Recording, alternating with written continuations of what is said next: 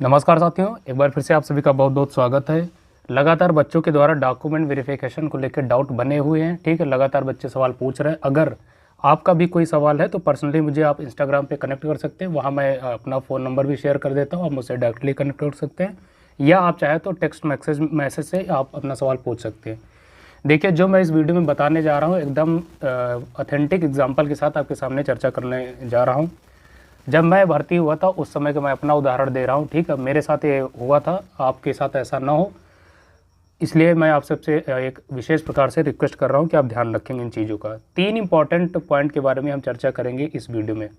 पहला सवाल है बच्चों का कि निवास प्रमाण पत्र कब से किस तिथि का मान्य होगा। दूसरा है कास्ट सर्टिफिकेट को लेके। और तीसरा सवाल बच्चे लगातार पूछ रहे हैं कि सर जो है मैंने कास्ट सर्टिफिकेट जो है केंद्र सरकार वाला लगा दिया तो क्या होगा। इन्हीं 3 सवालों को हम कवर करेंगे इस वीडियो के माध्यम से।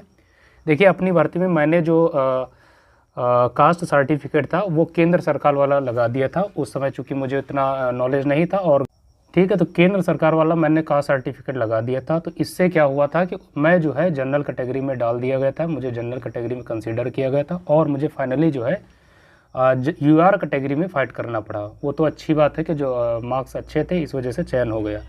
ठीक है, ध्यान रखेंगे, अगर आपने केंद्र सरकार वाला का सर्टिफिकेट लगाया है तो किसी भी कीमत पर ये क्षम्य नहीं है। ठीक है, इसमें कोई रियायत नहीं दी जाएगी, आपको सीधे और जनरल कैटेगरी में डाल दिया जाएगा। आप यूआर कैटेगरी में फ़ाइट करेंगे, पहली बात ध्यान रखेंगे। इसमें किसी भी प्रकार का एफिडेविट वगैरह नहीं चलेगा, पहली बात।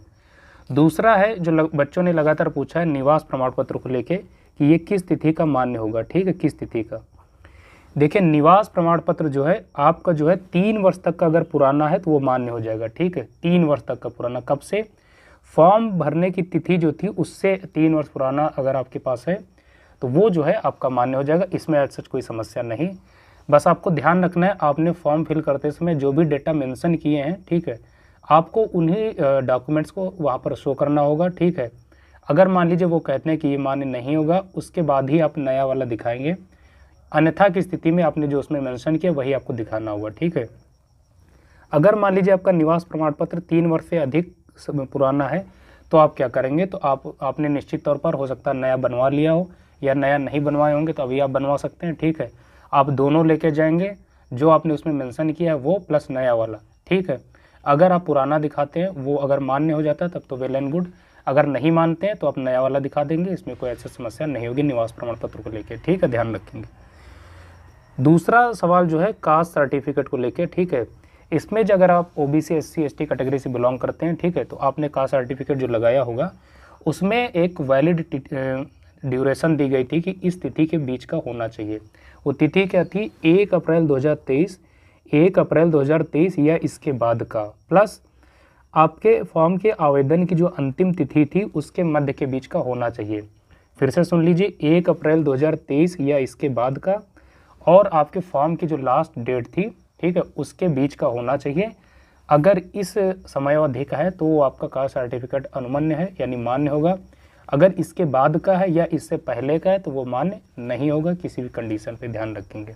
ठीक है, तो अगर आपने इससे पहले का लगा दिया है, ठीक है, तो वो मान्य नहीं होगा। आपको सीधे और सीधे क्या करेंगे, जनरल कैटेगरी में डाल देंगे। फाइनली आपको यूआर कैटेगरी में फाइट करना होगा। ठीक, इसमें किसी भी प्रकार की एफिडेविट से काम नहीं चलेगा।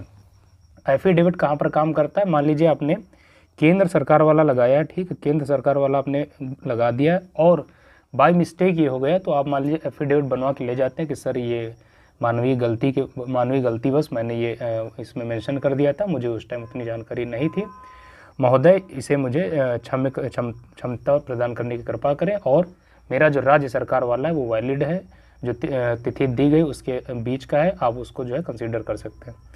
तो हो सकता है यहाँ पर पॉसिबिलिटी है कि वो आपका इन दैट केस वो मान ले, लेकिन चांसेस कम ही होते हैं। ठीक है, केंद्र सरकार वाला भी मान्य नहीं होता। मैंने आपको पहले ही बताया, मैंने केंद्र सरकार वाला लगाया था, मुझे फाइनली तमाम रिक्वेस्ट करने के बावजूद भी वो जो है कंसीडर नहीं किया गया था और मुझे जनरल कैटेगरी में डाल दिया गया था। ठीक, तो ये सारी चीज़ें, इनमें जो है तनिक भी कंपैशन नहीं दिखाई जाती आयोग के द्वारा, चूँकि एक निश्चित प्रोसेस होता है, उस प्रोसेस को फॉलोअप किया जाता है। ठीक है, तो ध्यान रखेंगे, जो डॉक्यूमेंट्स को लेकर लगातार आपके सवाल आ रहे थे कि निवास प्रमाण पत्र किस तिथि का होना चाहिए, कब तक का मान्य है, कास्ट सर्टिफिकेट कब तक का मान्य है, ठीक है, प्लस जो केंद्र सरकार वाले बच्चों ने कह रहे थे कि सर केंद्र सरकार का लगा दिया है तो क्या होगा क्या नहीं होगा एटसेट्रा, राइट। ठीक है, तो इन तीनों सवालों को मैंने इस वीडियो में कवर करने का प्रयास किया। अगर अभी भी कोई आपका क्वेश्चन है, किसी भी प्रकार का सवाल है, तो इंस्टाग्राम पर आप मुझसे कनेक्ट कर सकते हैं। प्लस बाकी अगर किसी डॉक्यूमेंट में किसी भी प्रकार की एरर है, त्रुटि है, मिस्टेक है, तो उसके लिए एक ही तरीका होता है कि आप जाएंगे एफिडेविट बनवा लेंगे। ठीक है, एफिडेविट से वो काम हो जाता है, कोई तनिक भी समस्या नहीं होती है। ठीक है, एफिडेविट आपको वहाँ पर बचा लेगा।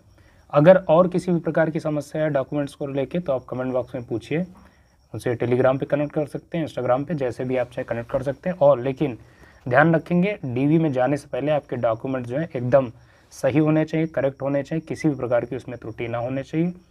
और एक बच्चे ने पूछा था कि सर जो है कितने फ़ोटोग्राफ्स चाहिए, तो कम से कम आप 10 फ़ोटोग्राफ्स लेके जाएंगे रिसेंट वाले। इसके साथ साथ उसने ये भी पूछा था कि सर कितने सेट लेके जाएंगे जेरोक्स कॉपी।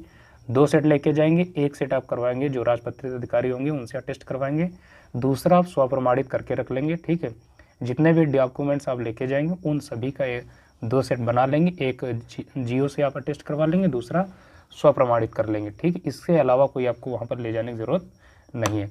कोई और आपकी क्वेरी तो आप ज़रूर पूछेगा, उसको मैं निश्चित तौर पर बताने का प्रयास करूँगा।